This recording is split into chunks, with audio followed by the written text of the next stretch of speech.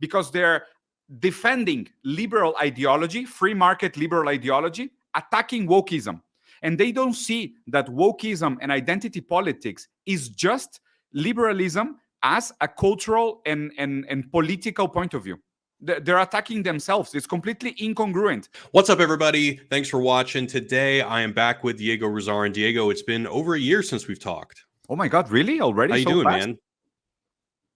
Yeah, the last time we talked was about the last Batman movie, which came out in March. And then after that, you went off to make that documentary. And then I think we just lost touch for a while.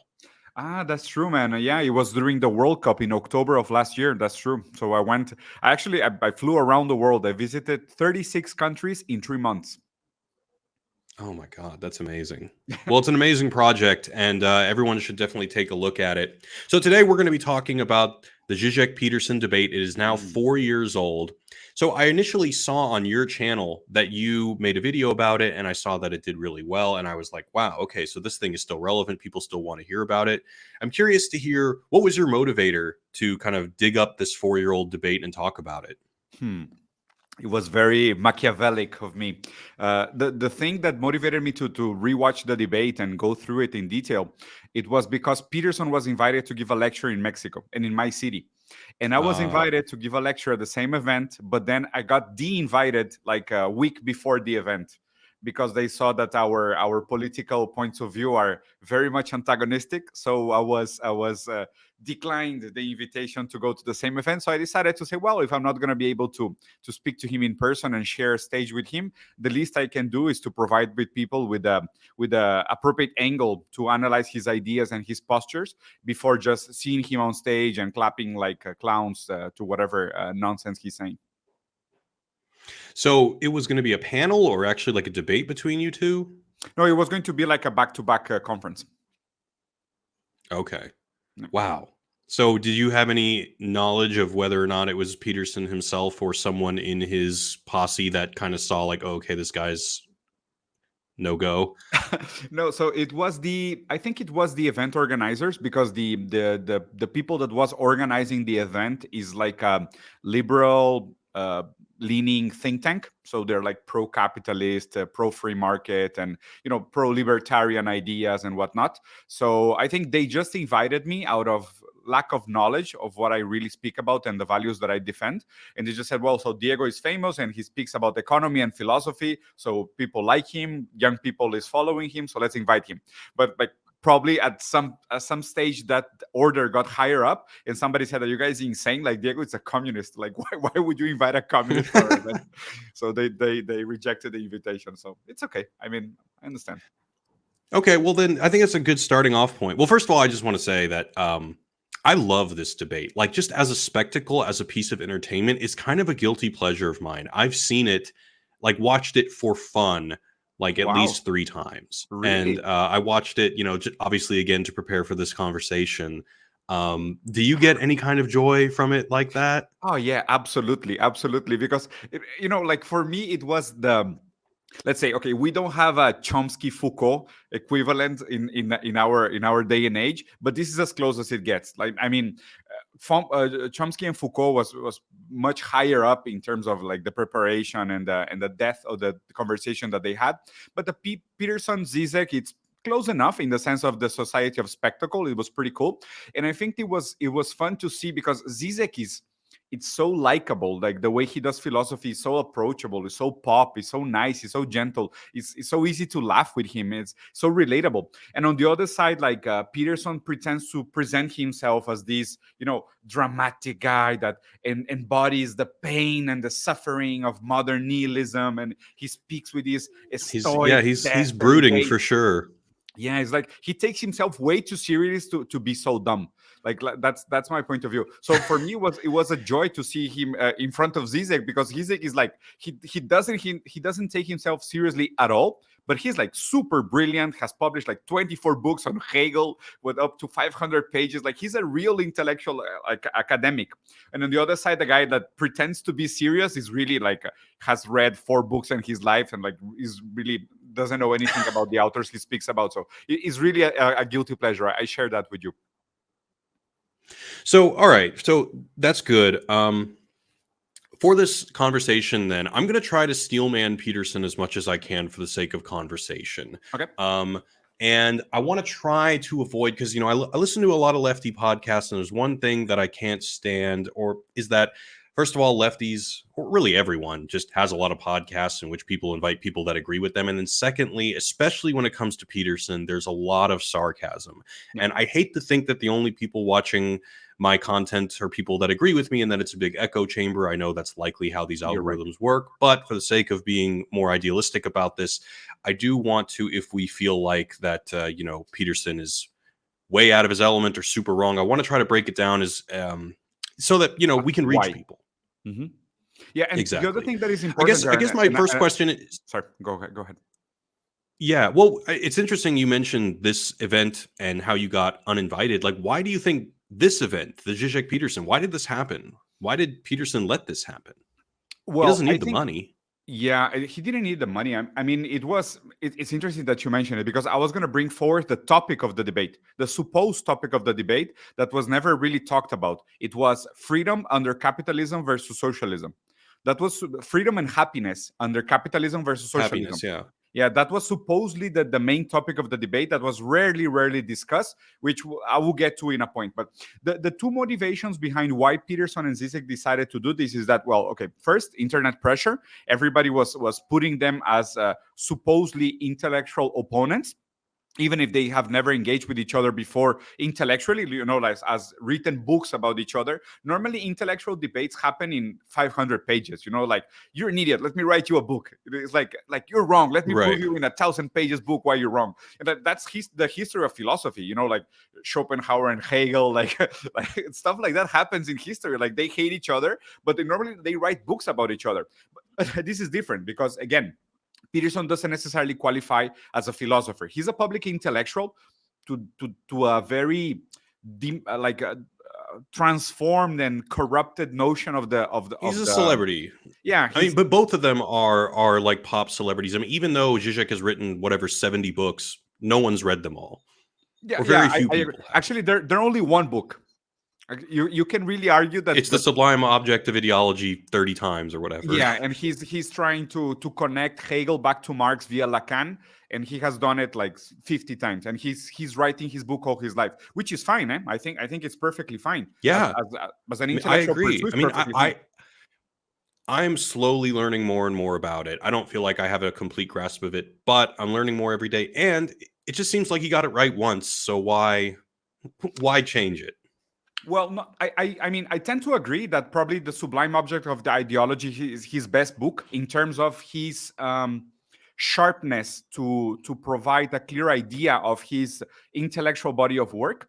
But nevertheless, like, to understand the notion of Hegelian dialectics is to also understand that there's no such thing as a book to write. Is to understand that the fact that knowledge itself is a dialectical process. So you don't give up on an idea. You try to prove that idea again and again, and you reincorporate that idea to the currently existing material conditions, and you use dialectic to provide the context for that idea to emerge as a Aushhaven, or as a overcoming of obstacles.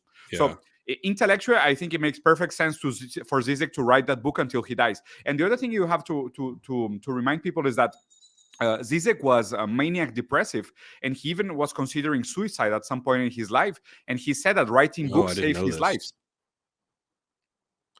Oh, yeah. It's so funny. I've heard him kind of say that he gets depressed, but he's always doing it in his kind of jovial, half joking manner. And I never really knew how serious to take it. But having heard you say that, it's very sad to hear. Yeah. All right, well, let's dive into the specifics of the debate. It starts out, as you know, with Peterson giving a pretty bland undergrad. I'm going to try not to be sarcastic. I'm sorry, but it's a pretty bland book review of the Communist Manifesto.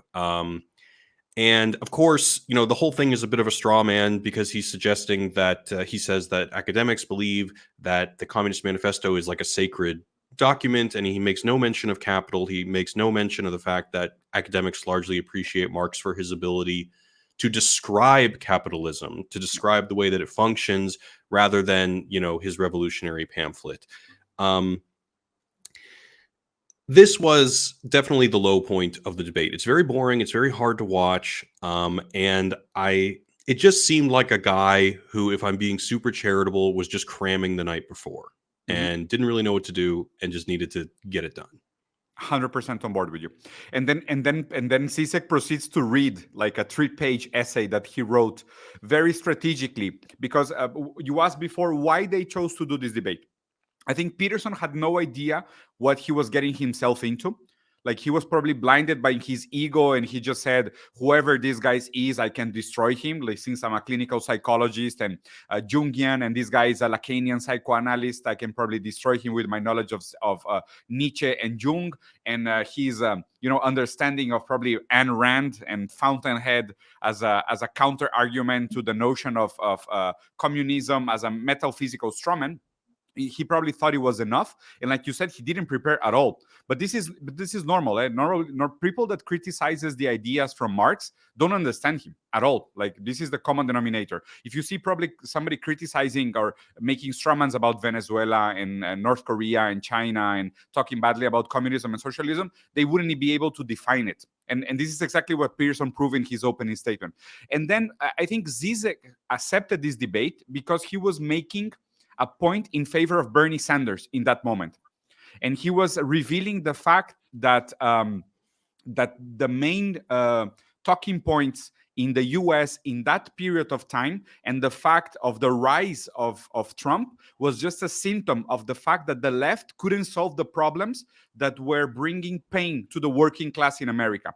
And he was very smart by let's say scapegoating or infiltrating Marxist thought as a Trojan horse, not necessarily defending Biden, but promoting Bernie Sanders as the true spirit of what should be the left, advocating for the interest of the working class, and at the same time proving that Peterson's ideas were very much in line with a postmodern nihilist Trumpist point of view of modernity.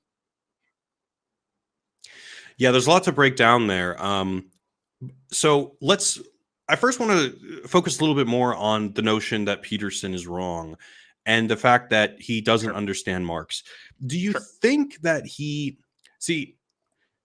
I think that on some level, I think that Peterson just knows that he doesn't know. I mean, obviously, there's a huge 3 volumes of Capital plus all these other very complex works.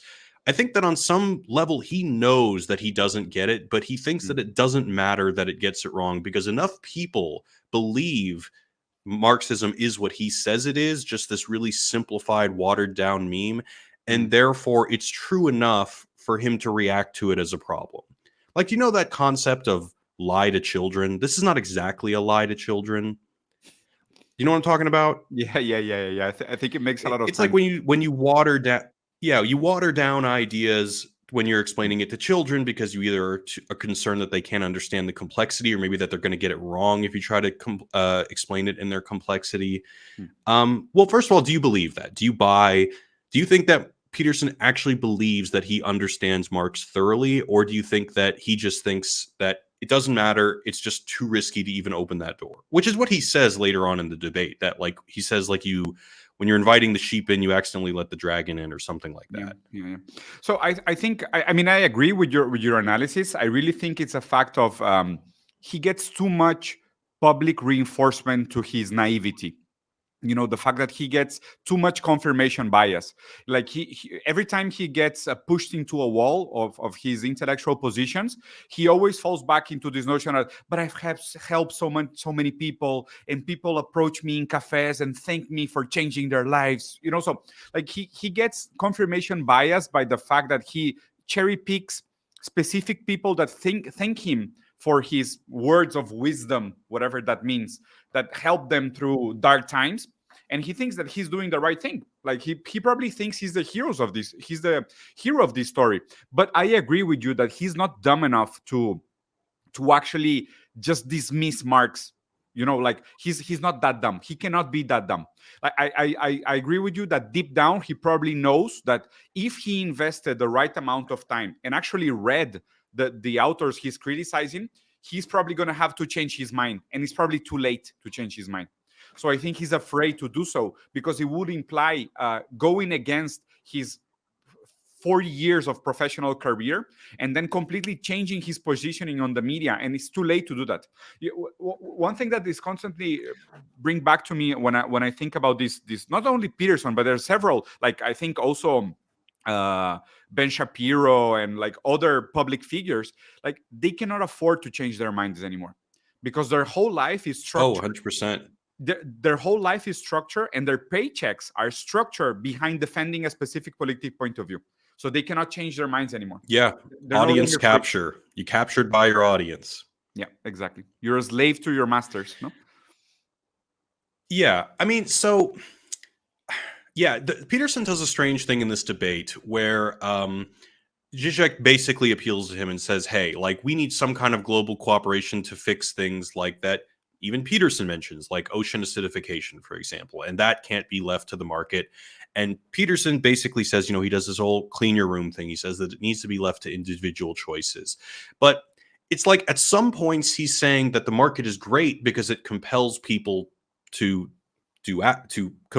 perform actions that end up fixing poverty. But then when you mention negative things like, creating a underclass in the third world or ecological problems, then the market doesn't exist. The market doesn't motivate people to do anything. It's people are radically free and should make their own decisions only when you're talking about the possible negative things that a critique of a system like capitalism might unveil. So the issue here is that this is a very common strategy for debaters of the promoting the free market. They will be very smart to hang the medal of capitalism or on whatever they find as an achievement, as a good achievement, and they will abstract metaphysically from any negative effects of the free market. Okay, so they're very smart of doing that. Like the most common example is lifting people out of poverty. You've seen these graphs from Steven Pinker, which is another super idiot. Like he's saying, like, oh my God, like capitalism took 400 million people out of poverty. And you go see where, and like 375 million are in China under the rule of the Communist Party of China for the last 100 years. And you say, no, it was the free market that did it. Well, it's a central planned economy. And even like, Hillary Clinton said in a very famous video that China is not a free market economy. They have tried to negotiate with China. China is not participating in the World Trade Organization. Even Hillary Clinton said that, and this is insane. She said, we have to take back the means of production. Just that sentence coming out of the mouth of Hillary Clinton gives you enough insight of the understanding that they have and the fact that they know Marx was right. What she's saying is that the Communist Party of China has the means of production, even if partially. They don't completely own the means of production, but they control the economy and they have enough power not to treat the economy as a free market economy. And she said, we have to take back the means of production. What does it mean, take back? Take back to private property. So she understands that China is a central planned economy, and it's a communist with Chinese characteristics that they call it, right?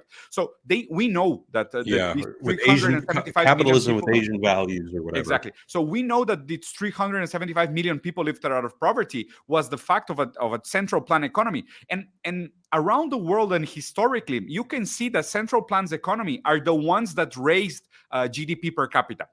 Not free market economy. And even Adam Smith knew this. But this is where we have to be very careful listening to the details of how these promoters and defenders of the free market structure their ideas, because they will always do this like this sleight of hands and move the goalkeep to say that no, it was the free market that lifted people out of poverty. And when you go to historical facts, it is absolutely not. So I think normally Peterson will do that. Like he will scapegoat and say, but what is climate crisis? What is the environment? He was even abstract when he had this conversation with Joe Rogan, saying that since we cannot define the specific relationships within the system of nature, we cannot say nature is changing. That is like completely absurd to say. And then he will go to say things like, we can measure creativity. Like we cannot understand what the nature is, but we can measure creativity with numbers. It's like, it's completely absurd. Like they have no academic rigor. They are just like cherry picking arguments as memes in order to push an agenda. That's why it's so impossible to have a conversation with these people, because they are completely intellectually dishonest. This was the one point that, people will critique the Zizek-Peterson debate, saying Zizek wasn't tough enough on him. He didn't, I agree. basically call him an idiot for not reading as much. And I have mixed feelings about that. There are some points in the debate that I believe he should have been a little bit more strict on. And one of them is the one you bring up about capitalism lifting the world out of poverty. So, yeah, I don't know if you know the work of Jason Hickel. Yes, absolutely. This book he wrote. So I wish he had brought this up. Hickel's book doesn't really talk about planned economy, although there's another great book that basically talks about how like Walmart is already a planned economy. Yeah. Like basically it's like yeah. I don't remember who wrote it, but anyway, in Hickel's book he basically talks about how like Peterson says like the amount of people that are able to live off $1.07 or something like that a day has increased, and therefore we're pulling people out of poverty. But if you actually bring that to a actual realistic living wage, which even then is only like $7 a day, the graph inverts.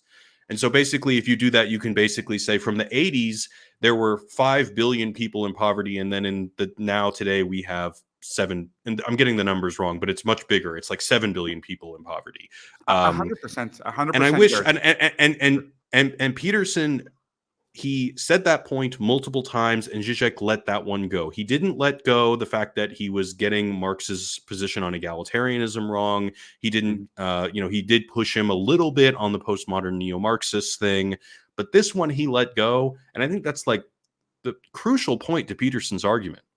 I agree 100%. There's a super good video on the internet that was created by several content creators and some intellectuals from academia that is called Steven Pinker's A Stupid Idiot. The name of the video is that. I really recommend Unlearning Economics? Is it those guys? I think is one of the guys is Unlearning Economics. But it's a super good video because they go into, there are 7 famous graphs that were shared by Bill Gates. And then they were used as propaganda to promote the notion that the free market is solving all the world's problem instead of causing all the world's problem, right? So this video goes into detail into those 7 graphs, and they explain exactly what you said, like how these numbers are all like meaningless indexes that are just used to hide real poverty. And like you're saying, people were living under the conditions of nativity, like they were living in coexistence with nature, paying 0 for food and water. And then suddenly a Nestle plant comes and privatizes the water, and that is selling water to them, and they're making $1 a day. So they went from objective poverty to making $0 a day to making $1 a day. But now they have to buy water. Suddenly Right. life became unaffordable. It became monetized. So and these numbers are all fucking made up. Like they're made up by the World Bank. It's insane. Like we're listening to the people that.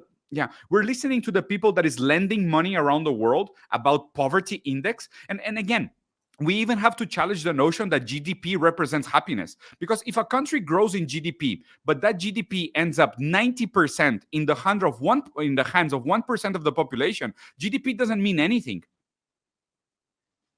Yeah.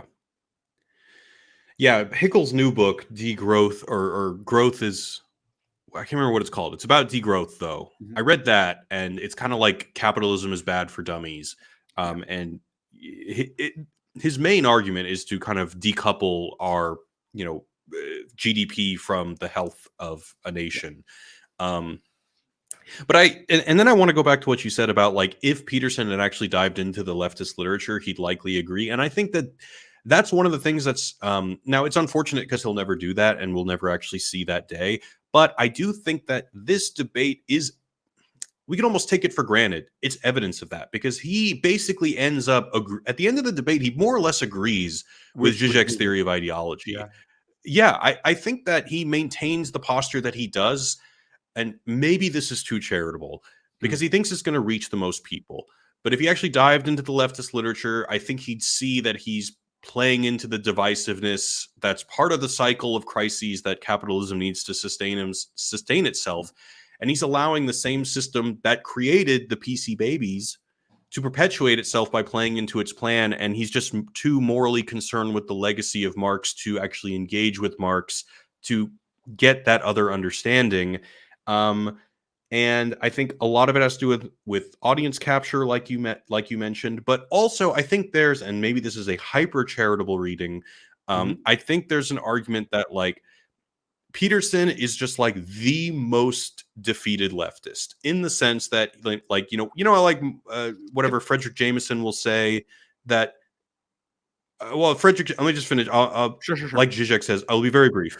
Frederick Jameson will say that like we can't even imagine the end of capitalism. I think that Peterson is literally that guy, in Mm. which he says that a revolution is not possible. I literally cannot imagine what capitalism is doing to us. Therefore, I'm going to use the tools that are right in front of me, and within the logic of capitalism, critique what I don't like.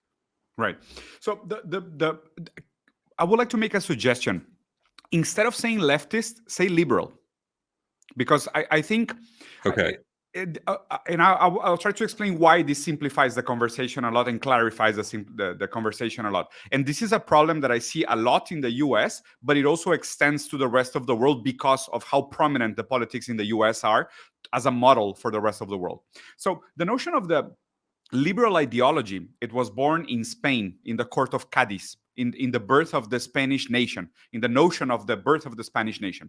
And liberalism was invented as a division of arts. There was liberal arts and servile arts. Okay, so liberal traits and were related to astrology, mathematics, music, and servile arts were more material. They were related to building, doing, transforming, exchanging, right? So it was the moment where liberal ideology was created to antagonize, of course related to the French Revolution as well, to antagonize the divine right of kings. Okay, so liberalism is born out of the notion that we have to oppose the divine right of kings. This is liberalism. Neoliberalism is to oppose the divine right of parliaments. Okay, but in defense of what? In defense of the market. So the first movement of liberalism is separating the power of the state from the divine right of gods. The second move of neoliberalism, because for neoliberalism to exist, it has to build upon the pre-existing liberalism. So the first liberalization is to be free from the divine right of kings. The second liberalization is for the market to be free from the divine right of parliaments. Is for the market to decouple from the state. This is the movement of neoliberalism. Why do I bring this up? Right. Because I think most of the ideas that Peterson criticizes, political identity politics, wokeism, whatever you want to call it, that's liberalism. That's liberalism. Why? Because if I said leftist, I apologize. I meant when I said leftist literature, I meant Marx. But I agree with what you're saying. I'm sorry. Keep going. Yeah. So this is important. Why? Most of the things that people criticize about wokeism has to do with liberalism. And why am I hitting this so much? Because liberalism is today the main antagonist of Marxism. So it's very hard for you to say left and liberal in the same continent as left and Marxism. Marxism will never stand with liberalism, and liberalism will always side with fascism before they side with communists. Because in the end, what liberalism defends is the metaphysical idea of freedom of the individual to trade and to perform its reasons and liberty and free will on the market as exchange. And materialist philosophy is completely against this. That's why I think Peterson doesn't understand, but Peterson is criticizing liberalism. Identity politics is the notion that you create yourself, that you have your free will to execute your identity versus your desires and your needs. I identify as something. Okay, this is pure metaphysics. This is pure idealism. This is pure liberalism. This is on the other side of the field of Marxism, because Marxism is a materialist philosophy. Hegel and Marx were famous because of dialectical materialism and historical materialism. But they were materialist philosophy. Idealism, liberalism, and leftism is wokeism. This is what people have to understand. This is why, for me, figures like Peterson and like even the other guy that we mentioned before, they don't make any sense. Like that's why they sound so ridiculous, because they're defending liberal ideology, free market liberal ideology, attacking wokeism. And they don't see that wokeism and identity politics is just liberalism as a cultural and political point of view. They're attacking themselves. It's completely incongruent. That's why it doesn't make any sense for you to say, I'm conservative morally, but I'm liberal economically. That doesn't mean anything. You know, philosophically, it doesn't mean anything. It's contradictory. Yeah, I mean, I hear what you're saying, and I recently read. Do you know the guy Norman Finkelstein? He recently wrote a book on the sublation media, Doug Lane's press. He wrote a book called "I'll Burn That Bridge When I Get There." Anyway, he's making a similar point. I mean, he was a Maoist for most of his life. He admits that it was a mistake, and his new book is basically just taking down and kind of dismissing a lot of the identity politics stuff as intellectually vacant, and yes, like very much like a direct growth out of the Hillary Clintons and the Obamas and things that you mentioned. Yeah, it's liberal bullshit. Right. But I think that God, where was I going with this? We can connect this very easily, Jared, with the fact that Peterson doesn't understand postmodernism. And like, for example, he criticizes Foucault and Derrida and Deleuze and this probably Marx. He has read some Marx, like some texts and the Manifesto probably and whatnot. But I can bet my third nut that Peterson has never read Derrida, Deleuze, or Foucault. Like the way he speaks about them, no way. Yeah, it's completely insane. Like, he doesn't understand postmodernism at all, like at all. And again, most people that tend to group together postmodernism and Marxism also don't understand Marxism. You know, neo-Marxism, that doesn't exist. You know, how, again, is going back to the very basics of philosophy. Postmodernism, it's a metaphysical continental philosophy. You know, it's mostly ideological. You know, deconstruction, theory of language. It's metaphysical, to speak about meta-narratives, to speak about the autonomy of ideas versus the material. That's anti-Marxist. Like, Marxism will never recognize postmodernism as a Marxist branch of philosophy. It doesn't make any sense. Like, from the very basic division of idealism versus materialism. So to group together postmodernism and deconstruction with Marxism is to really not understand not postmodernism and not even Marxism. Yeah, and they talk about that in the debate a little bit, and Peterson even says, like, well, I think he read, like, he says, like, I know that Marxism is a meta-narrative and that postmodernism is skepticism towards meta-narratives.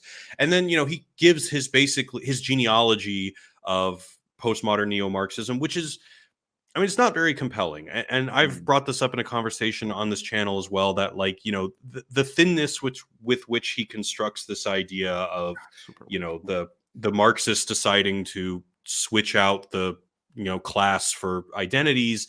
I mean, there's so much in this liberal ideology, wokeness, that you could easily see with Christianity. I mean, Christianity is a religion. It's an ideology all about worshiping a victim.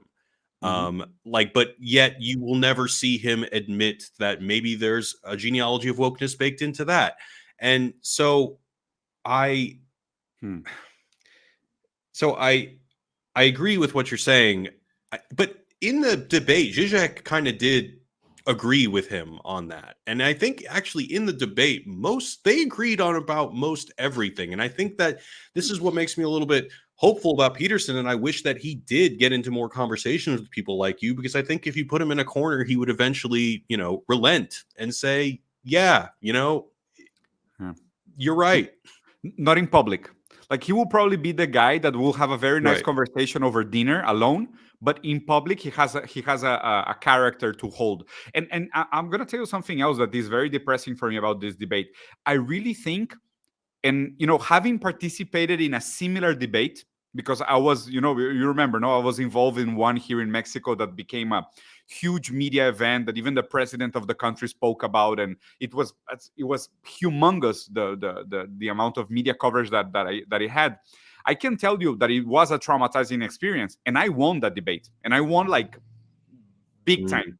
I can only imagine how Peterson felt after that debate, how exposed he felt about his own ideas, and how fragile. Because like you build this notion of the world, and you build yourself this explanation of how the world works, and you get everyday confirmation from dumb cheerleaders on the internet that you're right about everything that you're saying.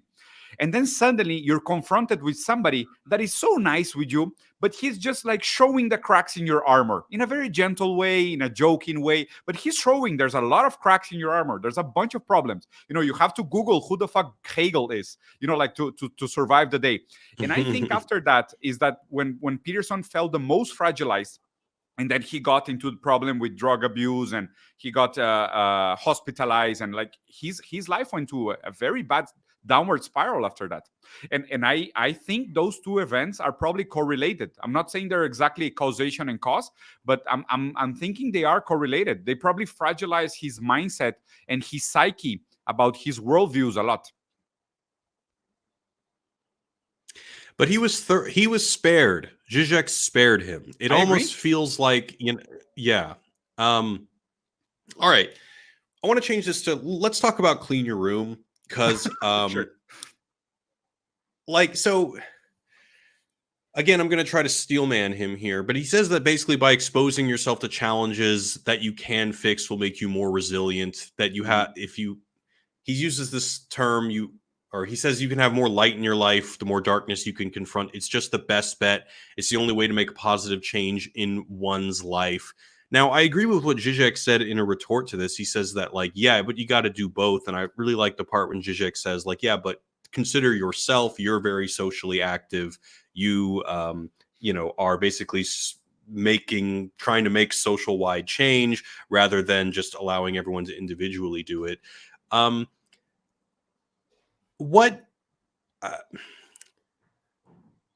guess I'm just curious what your thought is. And I think that Zizek is right, but Peterson is saying the social critique is too tempting because it gives you the opportunity to do nothing, to just blame your problems on everyone else. Is there any part of that resonates with you as valid? So the way I will go into that argument is because the argument they're presenting here is, does the world makes the individual, or does the individual make the world?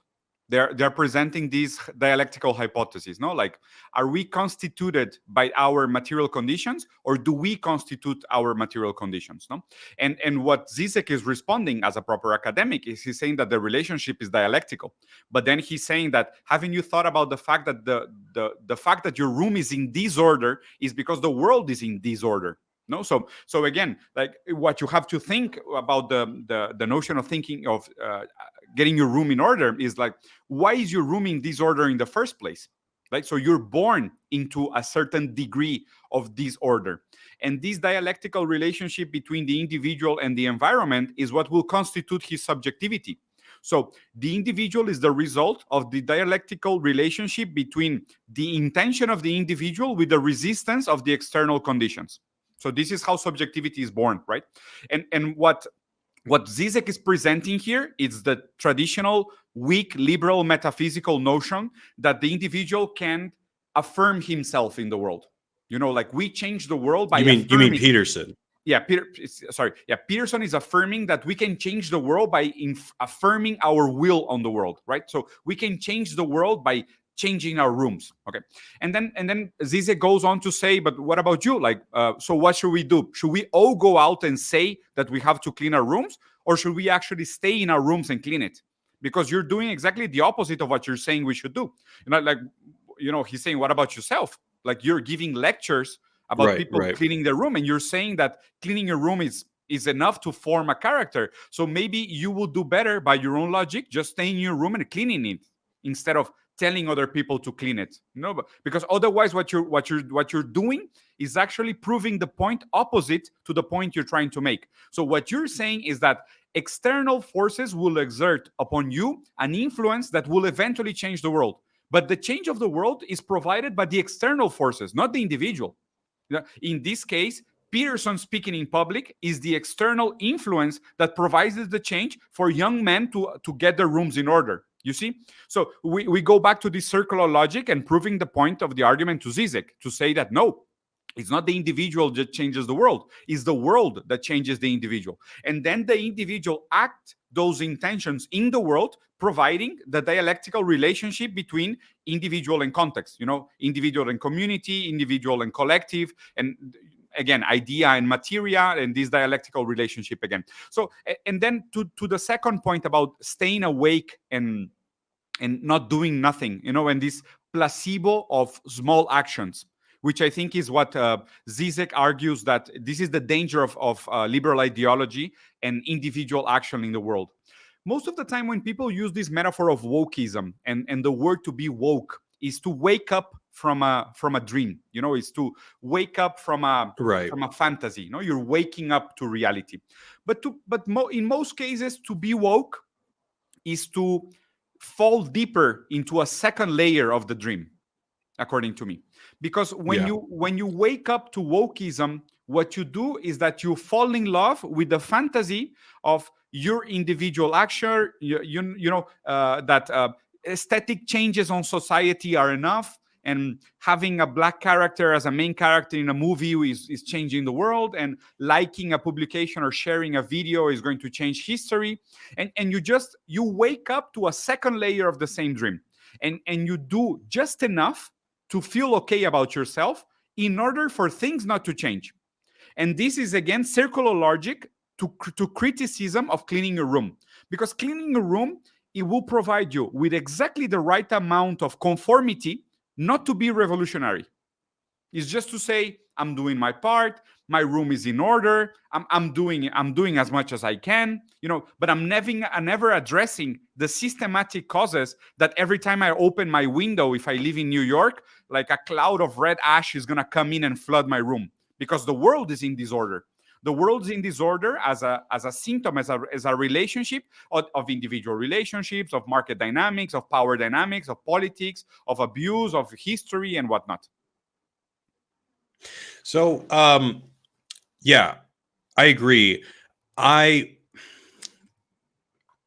guess I'm wondering what does it mean to you to be revolutionary if, like Zizek says, I would prefer not to. Maybe we tried to change the world too fast. Maybe now we should analyze it, because that's where I think that Zizek is, in a sense, agreeing with Peterson, but obviously not saying that, okay, put your own room in order. Don't criticize, like Amazon workers or something like that. But what does it mean to be revolutionary? Or do you just disagree with Zizek? Here, I kind of disagree with Zizek, actually, because I think Marxists are at their weakest when they are theological about the writings of Marx. What do I mean by this? The notion that revolution can be started, triggered, desired, and brought forward by human agency. This is to provide an idealistic, metaphysical notion of free will to the Marxist individual. Is to be idealistic in a materialistic philosophy. Okay, so the notion is that the dialectic of history is that material conditions create ideal superstructures. So idealistic superstructures, ideology, politics, hegemony, culture, whatever we believe it's real. Whatever we believe explains the functioning of the world is idealistic superstructures. Okay, but these idealistic superstructures, they emerge from material bases. Material bases are relationship of productions, relationships of property, relationships to nature, to the world, to the real world. Okay, when Marxists wants to play revolutionary cosplay and say we have to do the revolution, is that they're acting as if they were free will agents in history, but they're not. We are not free agents in history. We are subjects of material conditions that antecedes us, that came before us. So we have to be always very skeptic about revolutionaries because they are dreaming the revolution. And revolutions doesn't necessarily come from dreams of free individuals. That's liberalism. From a Marxist point of view, revolutions comes from material antagonisms in the world. So it comes from hunger, from war, from desperation, from starvation, from absolute need, from biological antagonism, from material starvation. Those are the conditions that provides revolutions. We cannot rally behind the idea of revolution because we feel underrepresented, or we feel antagonized culturally, or we feel mischaracterized in our gender preferences. That will never trigger a revolution. That will never trigger a revolution. Revolution No. comes Well, from material. and that's like well, that's Zizek's big point about why it's so ridiculous that Peterson would consider this wokeness thing to be Marxist, because it's not. There's nothing revolutionary about it. It's not actually Nothing. looking to change anything. It's just an impotent moralization. Exactly. It's aesthetics. Pure aesthetics. Right.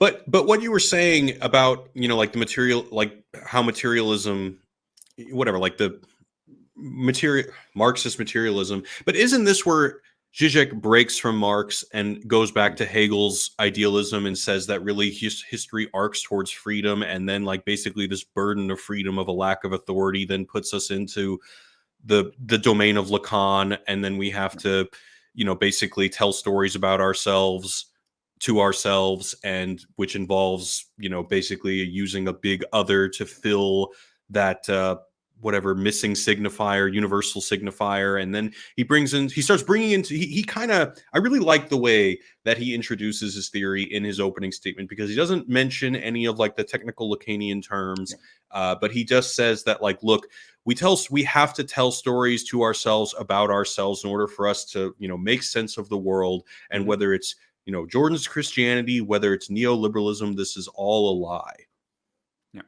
That's all ideology. But I think Peterson, I think Zizek understands that in the end there's and here I will recommend probably the latest readings of Baudrillard about the supremacy of the object over the subject, and the revenge of the object, which I think is very nice. And his notion that most of the times revolutions are desired as a spectacle, but people doesn't necessarily want things to change. And I think this reflects back on Zizek's latest position about the conflict of Ukraine, for example, and that Zizek is on the side of Ukraine. And I don't know. For me, Zizek kind of lost his sexiness and his appeal when he started appealing to idealism so much. And there's some philosophers and some lines of thought that even consider that, trying to resolve this problem, no, like you go back to Hegel and you say, no, there's a supremacy of the idea over matter, because there's an antagonism to be resolved about the manifestation of freedom in the world. The spirit is manifesting itself through us, but we are the notion of freedom that is pretending to reveal itself in the world, no, via this idea, transcendental idealist dialectic of Hegel. But some philosophers lately have resolved this antagonism, saying that yes, even ideas are material. Ideas are just a type of matter. Ideas are not necessarily metaphysical. Ideas can, like the relationship between the angles of a triangle. They are real. They exist in reality. Like these notions that they are a type of matter, they are a type of material. So it's still a materialist dialectic, but what we're seeing is the interpretation, like Zizek said, because we are compelled to create meaning. Whatever happens materially, we provide it with meaning. We feel it with meaning. But then we can go back to Nietzsche, actually, which is a philosopher that Peterson doesn't understand at all, to Nietzsche, to say that there's a beautiful short essay from Nietzsche that is called About Truth and Lies in an Extra-Moral Sense, that I highly recommend. If you've never read it, it's one of the best texts from Nietzsche. I haven't. It's super good. But he's saying that our interpretation of reality, it's a double metaphor. And this will relate back to what you were saying about Zizek and his under explaining of subjectivity. Okay, so why does our notion of truth and reality is a double metaphor? Because first, there's a metaphor that is our senses relating to the material world. So that interpretation of the thing in itself to the thing to us, sensorially, phenomenology, it's a first metaphor, because we are understanding characteristics of texture, temperature, density, whatnot. Okay, so we create a first metaphor. That metaphor is stored into us and as abstract notion, and then we have to convey that message to the community or to the world. So there's a second metaphor, transforming sensorial experience into an object of analysis. Okay, so that's a second metaphor. So every notion that we have around about the world, it's a double metaphor. So it's already lost in context two times, because we have to make a translation from the real into the imaginary, and then from the imaginary to the symbolic. So it's two metaphors, and this is the triad explained by Lacan: the real, the symbolic, and the imaginary, and how it relates back to language. But then again, the material reading of the stabilization of objects of language and the relationship to materiality is what I'm currently studying in my post degree. I'm actually doing a post degree exactly on this topic at the moment. Oh, And what cool. we have to understand is that these interpretations, they emerge out of materiality, but they cannot antecede materiality itself. You cannot have an idea about the world without the world itself existing first. So this circular logic of going back to Hegel and the priority of the notion of freedom, it cannot pre-exist the world. The world has to come first. And even there's a bunch of arguments saying that not even language, because we think in words, we think in the unconscious is structure like language, like Lacan said. So we go back to the idea of a revolution, and I guess I'm curious, like if we were to imagine a revolution that isn't some kind of a LARP, like you were saying earlier, if oh man, sorry, it's a lot later in my day. My brain doesn't really work all the time. Speak about revolution in the debate. So, is there a mention of revolution in the debate? Well, I mean, there's the mention in the debate that, like the woke people aren't actually revolutionary. But I guess I'm more interested in just, we're talking about kind of Zizek's turn back to Hegelian idealism. Okay, I remember what I was going to say. So in the debate, Peterson and Zizek come to an agreement that one of the things that Zizek prefers about Hegel than Marx is that, whatever the owl of Minerva can only look backwards, that philosophy can only really understand a order once it's already on its way out. Yep. Therefore, under, Zizekianism or whatever, there really is no kind of experts of history that could ever really lay down a foundation for the way that the world works and can usher us into the utopia through, the vanguards of the revolution, knowing all the secret answers. And I guess it seems like that you are much more of a materialist. And, but what do you think about that? Do you think that there could be actual experts of history now or in the future? Like this is an essential point according to me, and this is another very common misunderstanding of Marxism. Like most people tend to criticize socialism and communism and say it's too utopic, right? And say no, it's impossible. Like it's a dream about the future. Well, Marx never really described communism. Marx was really focused on describing existing real capitalism relationships. Marxism cannot be predictive of the future, because to be predictive is to dwell in idealism again. And I'm going to be the harshest defendant of materialism Marxism. Like when Marxists play in foreseeing the future. So are we just getting into the realm of Leninism there when we make this jump? Is that the problem? Yeah, and according to me, what we have to think about is the dialectical materialism method as a method itself. So we have to even rethink about what Marx said and how does it apply today, if it applies today, and how it applies today. To question who is the revolutionary subject, what is the role of the commodity, how is the market value determined? Like the fundamental questions of Marxism, of the capital in their hubris, and how do they apply to the current existing conditions of the real world today. Every time a Marxist makes predictions, you can tell that he doesn't really understand dialectical materialism. Like the only thing we have to remember is that there's no such thing as owners of truth about history and the movement of the world. What we can do is try to dig and break down ideology to see what are the material conditions producing that ideology. And this is what Zizek tries to do with Lacan inverting back. Because what Zizek does with psychoanalysis is that he understands ideology as the symptom. Okay? But the symptom from what? The symptom from the material conditions. So what Zizek is trying to do is that he's trying to break down the symptom with psychoanalysis to understand the real that is producing the symptom of ideology. It's like the real. What is the real of capitalism that is producing the dream of ideology, of hegemonic ideology? That's the way I understand the work of Zizek. Yeah, no, I mean, so do I. I mean, yeah, I'm not saying that Marx isn't there. He's making predictions. Okay, so I want to end this Mhm. right.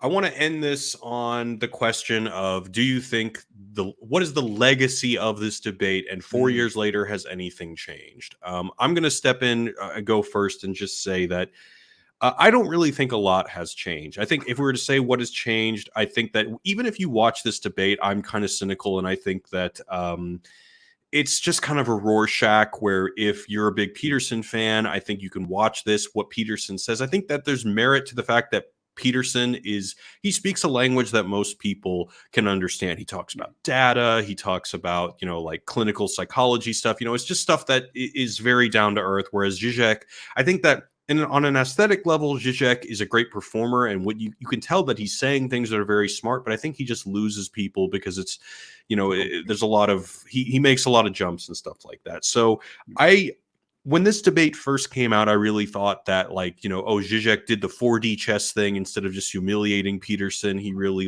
built a foundation to make his ideas seem appealing to people who would otherwise have never heard of him. But now I just think that people are going to walk away saying with Peterson saying the point that both of us also don't believe, that capitalism brings more wealth around the world. And they're going to just think that, and that Slovenian guy was kind of funny.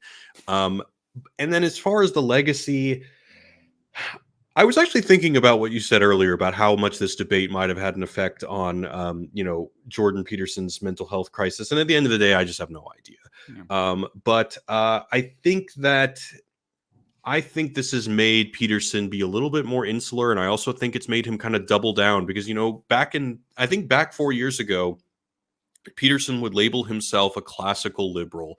These days, I think he's just owned the conservative thing. Now he's on Ben Shapiro's platform. So I think that he's probably less likely to ever talk to somebody like Zizek again, and he's just doubling down into the conservative space. So as much as I am very passionately for conversations like this among people who disagree, I don't really see a lot of positive impact from this debate. I don't think there's necessarily a ton of really negative. I think it's a great piece of entertainment, and I'm glad to have it to enjoy. Yeah. But yeah, that's my thought. So I have probably two conclusions about this, the legacy of this debate. The first one is that again, this debate is proving the fact that ideas don't change the world. It's the world that produces ideas. It's not. If ideas change the world, the result of the debate would be, politicians would debate, and the result of the debate would change public opinion and will rally people behind the notions. But it's not.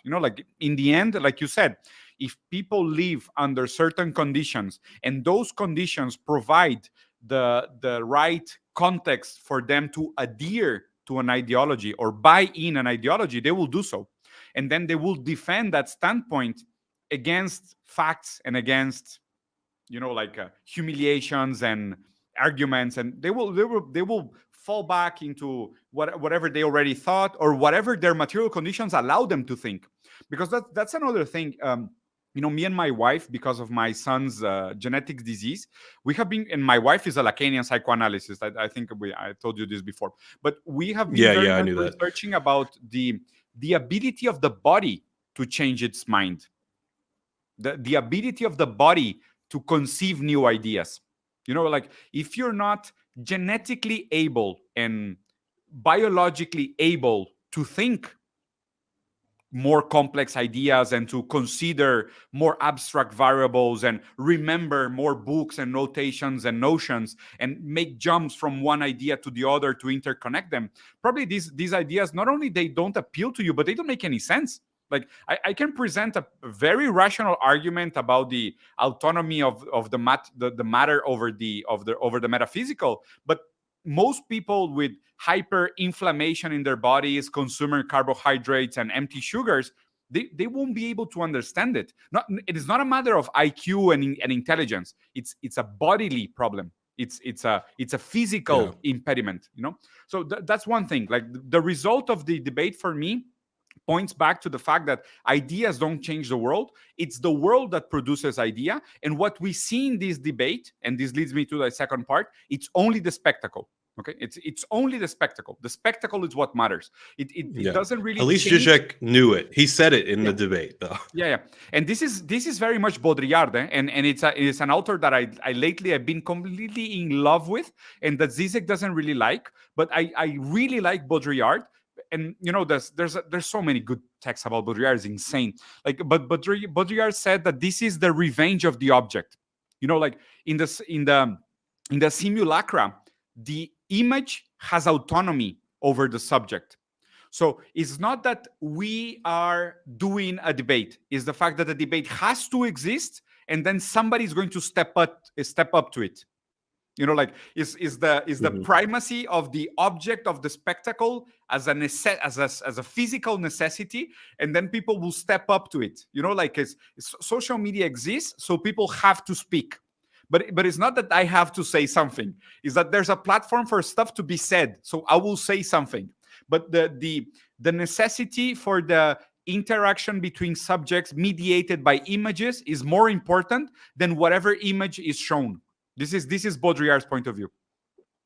Yeah, well, okay, so in the same way that Zizek said to Peterson, like, hey, yourself as an example, I guess I would ask you, like, do you think that it doesn't really matter what you say? Like, that on your YouTube channel, you don't, I mean, you went on a very ambitious documentary tour about, like, the integrity of, Latin America. I don't think that you believe that your ideas can't change the world. Well, I believe ideas don't matter. It's different. It's not that they don't change the world. I believe ideas don't matter. I think that there's a materiality playing through us, but I don't believe in my autonomy. I don't have these big dreams of me and my projects and my ideas. No, I don't really think that. I just think that the fact that I'm being exposed to these different realities doing the documentaries and fishing with with pirates in coast of Ivory in Africa, and spending 3 days with lepers in different countries around the world playing soccer, and like being exposed to that reality and exposing that reality to people is probably more important than lecturing them about if it's right or wrong, or if capitalism is providing a solution or not to this. I think that I want to connect with materiality. That was my intention behind the documentary. And what I'm doing in my channel, like most of the time, what I'm trying to say is to provide people with the tools of criticism, not with the conclusions. I just want to provide people with the right tools for them to criticize and to break away from these ideological explanations that the world makes sense, that there's reason, there's free will, there's identity. And I just want to go back and use deconstruction, postmodernism, and now metamodernism, and the Baudrillardian image analysis and the spectacle analysis to say that no, ideology is a fantasy that we construct because we need it, but it doesn't necessarily provide stability to our notion of truth. Our notion of truth is a direction that we will achieve and we will approach as we develop more advanced tools to understanding what it means. This is what I try to do with the channel. Yeah. But I mean, even arming people with the tools of criticism, I mean, these tools are they not ideas? Well, you can say, but then again, my Spinozist point of view about this is that even ideas are material, in the sense that I'm able to use these tools because of a certain antecedent condition that was provided to me. Like I know most people will not understand it. That's why I don't waste time talking with people that are not necessarily there, because I know I cannot change people's mind. The people that will arrive to my channel, they will probably come to the same conclusions even if my channel did not exist. Man, what a bummer. You know, I mean, Yeah. I really still feel like there are things that I have witnessed in my life that, I mean, maybe I'm wrong. Maybe it's like, you know, I'm You're completely telling just yourself that lost in story. ideology, I'm telling myself that story. But you know, like, I still think that The Matrix had a profound impact on my cognitive development, my material cognitive development. I went into a theater, watched a movie, you know, was swept on an ideological journey, and I had to ask myself questions I'd never asked. I feel like, you know, little buds sprouted in my brain, little like neurons connected that wouldn't have otherwise connected if I didn't see not any movie, That but movie. that movie. Yeah. I still believe that a little bit. But what you have to think Am is I what are am I delusional? no, no, no, absolutely not. I think you're right. But what you have to think critically is what are the conditions that provided the need for such a movie to exist in the first place? Well, I'm not saying that the movie exists because I wanted it to, or that like, It but came I out mean, of a obviously there brilliant are mind. material conditions that led to, yeah, right. Um, Again, sure. But remember, I'm just saying that, like, yeah, we can attribute this change to, yeah, of course, the source of it is always material. I feel like we're really just talking about hard determinism here. yeah, we're talking about the dialectics. We're talking about which one comes first. But then again, remember that the Matrix is based on the world of Baudrillard. Eh? Well, it aspires to be, right? Yeah, yeah, it aspires to be. Baudrillard fucking hates it. Yeah, He yeah, said is the movie that um, the Matrix will do about itself. yeah. And then I feel like they tried to do justice to it in the sequels, but I don't know. That's like, have you ever seen a movie that you think got Baudrillard right? I don't know if one exists. Is that even possible? No, I don't think so. I don't think so. Yeah, it seems Yeah, really I don't think so difficult. because it will be anti-Baudrillardian to do a movie that encaptures what Baudrillard is trying to say. Because what Baudrillard is defending is the autonomy of the object over the subject, the revenge of the object. It doesn't make any sense for us to produce a movie. The first Baudrillardian movie will be fully automated and created by the AI. There's a movie called Certified Copy. I can't. It's like Juliette Binoche is in it. I don't know if you've seen it. I think it aspires to be, but I think I fell asleep during that movie. But it was like I see what this movie's trying to do, and then I fell asleep. But I think if you're ever curious about filmmakers that have aspired to do it, I think that To that movie Baudrillard. is one of them. Yeah, I think we're going to see Yeah. the first Baudrillardian movie within the next 5 years, and it's going to be fully created by the AI. Like the script, You know, it's the funny you say that. images, the I'm gonna music. use this opportunity. I'm going to use this opportunity to pitch my next YouTube video that I'm working on right now. Okay. I'm reviewing ChatGPT 4's pitch for a rewrite of The Matrix Reloaded. I Have you love played it. around with it lately? I Have love you it. played around with ChatGPT 4? Yeah, of course, it's incredible. It is incredible. Have you played around with it for like creative stuff? Because that's really where I was Oh man, convinced utterly. I have this project that I'm working on, and is to create. And I'm going to do completely disconnected with my name, so I don't want any relationship with it. But I'm already creating a website. I have a logo, a name, and everything, and a Facebook page, and I'm going to start to do small, fully automated AI videos. So I'm going to research what are the trending topics in Twitter. I'm going to create a prompt based on those trending topics. I'm going to ask the chat to create a script for a 3-minute video based on those trending topics, relating them, whatever he finds the relationship is. Then I'm going to translate that into small scenes. I'm going to ask DeepMind to create 100 images for those scenes, then to transition those images into GIFs. And then I'm going to add AI created soundtrack for the 3-minute video. And then I'm going to add the editing, the AI editing to create a 3-minute video about the topic. And I'm just going to release that. And I'm planning to do it completely automated. And I'm going to try to exclude myself from the process as much as possible. Are you going to tell the AI to do it in the style of Diego Ruzzarin or not? Nope. No. Whatever style he wants. Like, I won't Okay. determine style. It's crazy, man. Okay. It's crazy what we're going to see. There are The some next years channels that going are to be doing, there's like exciting. some science channels. There are some science channels that are just like these fully automated content farms. Oh yeah. That I only watched one of them. I mean, it wasn't good, but I think like it's just a matter of working with the AI, and then it'll get better. But the more that you train it, I think it actually, Yeah, it's scary. I mean, those writers who are striking in Hollywood, they have a reason to be concerned. Yeah, we'll see. I hope. I hope we get to the point of a real material revolution before an environmental collapse. To be honest with you, I think those are the two antagonizing forces of history at the moment. And before World War III, If we could just bring it, since you mentioned that, if we could just bring it back to Zizek one last time, what is it? Zizek has 5 horsemen of the apocalypse: yeah, biogenetics, divorce of capitalism and democracy, which you mentioned, new intellectual forms of property. apartheid, and ecology. Which one? So you think that Yeah. which one do you think is the biggest threat? For sure, I think the environmental catastrophe, but not in the sense of what we think. I think it's gonna come to plant starvation and a major housing crisis related to the environment. You know, like some uninhabitable areas connected to major amounts of deaths related to natural causes. You know, like pulmonary disease, respiratory disease, another pandemia that is going to be connected to the environment. It's not climatic catastrophe in this Hollywood way of, you know, cracking open volcanoes and stuff like that. I don't think we're going to feel it like that. I think we're going to go through a stage of plant starvation where millions of people are going to be starving or dying because of obesity, as it is already a trend today. And then I think we're going to have a major housing crisis, but related and made even worse by environmental conditions.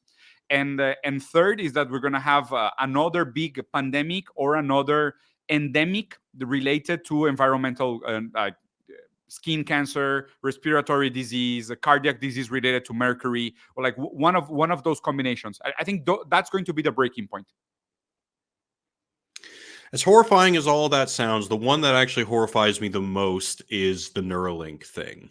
And Zizek mentions it a little bit in the debate about like new forms of totalitarian control once our brains, because I mean, it's already kind of there. In fact, what your brother studies is very much kind of like a check against like the way that, like these super, I think even the technology for AI kind of grew out of I think what they call probabilistic ad algorithms.